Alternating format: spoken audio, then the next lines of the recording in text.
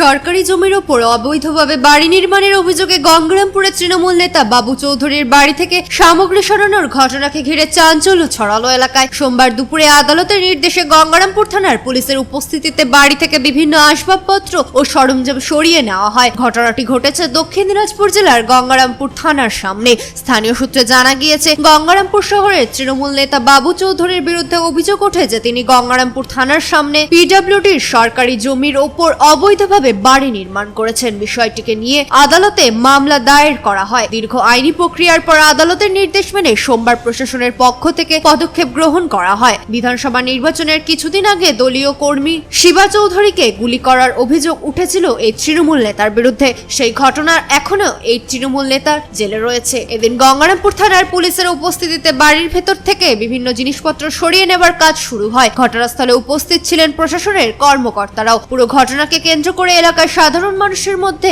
ভিড় লক্ষ্য করা যায়। সূত্রের খবর, আগামী দিনেও এই অবৈধ নির্মাণ সম্পূর্ণভাবে ভেঙে ফেলা হতে পারে। প্রশাসনের পক্ষ থেকে এই পদক্ষেপকে কেন্দ্র করে রাজনৈতিক মহলেও চর্চা শুরু করা হয়েছে। এ বিষয়ে গঙ্গারামপুর বিজেপি বিধায়ক সত্যেন্দ্রনাথ রায় জানান, সরকারি জমি দখল করে কোনো অবৈধ নির্মাণ বরদাস্ত করা হবে না। আদালতের নির্দেশ অনুযায়ী প্রশাসন কাজ করছে।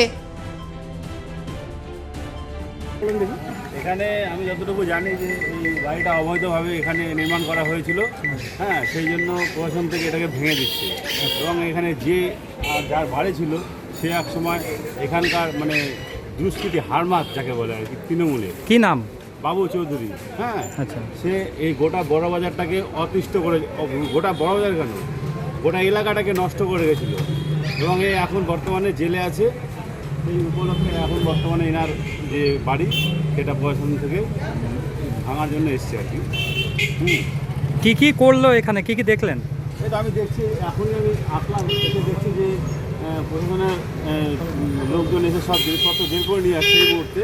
হ্যাঁ, জানি না এটা কবে ভাঙবে, তবে আমরা দেখছি আর কি এই মুহূর্তে প্রশাসনের লোকজন এসে বের করে নিয়ে আসছে জিনিসপত্র। মানে ওদের জিনিস ওরাই নিয়ে যাচ্ছে, তাই তো?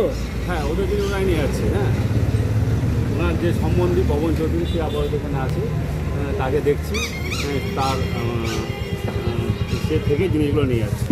আপনার নাম কি? আমার নাম তপন মণ্ডল, ছায়াপাড়া বাড়ি। কি নাম? তপন মণ্ডল, ছায়াপাড়া বাড়ি। ধন্যবাদ। গঙ্গারামপুর থেকে অমিত মোহন্তের রিপোর্ট, কুলিক নিউজ।